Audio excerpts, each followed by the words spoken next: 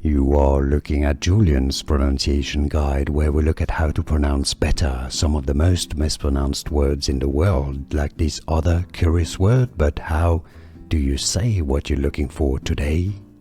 Let's learn how to pronounce the name of this type of complex organic acid. It's kind of a generic name.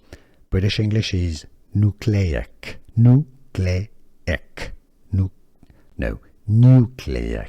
Nucleic. British English. The Americans say nucleic. So it's either new or new at the beginning. And then it's normally a clear sound and then an ek sound.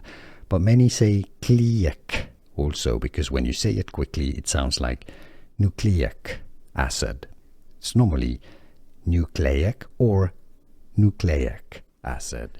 Here are more videos on how to pronounce more confusing words and names too many mispronounced. Like this video if you found it useful. I appreciate your support. I'll see you soon and thanks for watching.